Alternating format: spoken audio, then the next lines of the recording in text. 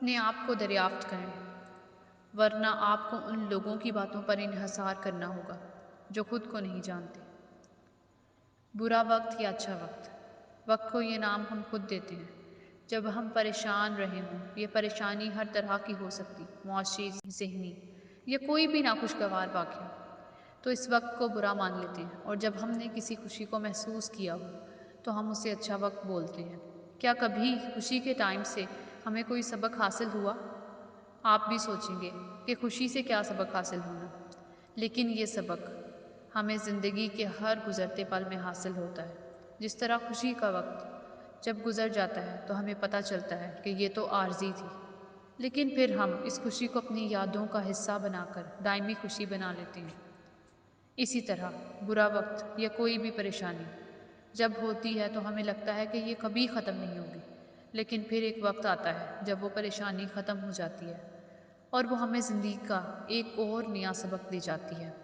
کبھی غور کریں تو آپ کو اندازہ ہوگا کہ ہم برے وقت کا ڈر ہر وقت اپنے دل و دماغ میں رکھتے ہیں، لیکن میں آپ کو بتانا چاہتی ہوں کہ ہمیں جو سبق برے وقت سے حاصل ہوتا ہے وہی ہمیں زندگی جینے کے قابل بناتا ہے۔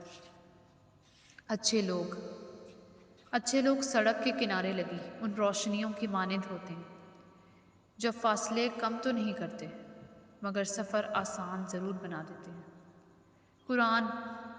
قرآن ہمیں علمی زندگی کے بارے میں ہدایات دیتا ہے، اور جب ہم ان پر عمل کرتے ہیں تو یہ ہمارے لیے رحمت بن جاتا ہے۔ عمل کے بغیر رحمت کا حصول ممکن نہیں۔ اللہ کو یہ بات نہایت ناگوار گزرتی ہے جب ہم اس کی بات کی بجائے اپنے فرقہ یا فرقے کے کسی بڑے کی بات کو الفرقان مان لیتے ہیں۔ واپس آتی ہے تو صرف یادیں، وقت نہیں۔ زندگی میں بہترین رشتہ وہی ہے جہاں ناراضگی کے بعد معمولی سی مسکراہٹ اور معذرت سے زندگی پہلی جیسی ہو جائے۔ بے حس لوگ اکثر خوش ہوتے ہیں، اور احساس رکھنے والے لوگ ہمیشہ زندگی کی حراست میں رہتے ہیں۔ پتہ نہیں ہم رب سے جڑنے کے لیے اپنے ٹوٹنے کا انتظار کیوں کرتے رہتے ہیں۔ کچھ لوگ ہمارے کبھی نہیں ہوتے، بس وقت کچھ پل کے لیے ان کو ہمارے پاس لے آتا ہے، نہ جانے کیوں۔ صرف ایک مسکراہٹ آپ کی خوبصورتی کو مزید خوبصورت بنا سکتی ہے۔ اگر 1 کروڑ لوگ ایک سچ کو جھوٹ قرار دیں، لیکن وہ سچ ایک سچ ہی رہتا ہے۔ سرمایہ دار قانون بناتے ہیں، مولوی سے دین سے ثابت کرتے ہیں، اور غریب سر ہلا ہلا کے اسے قبول کرتے ہیں۔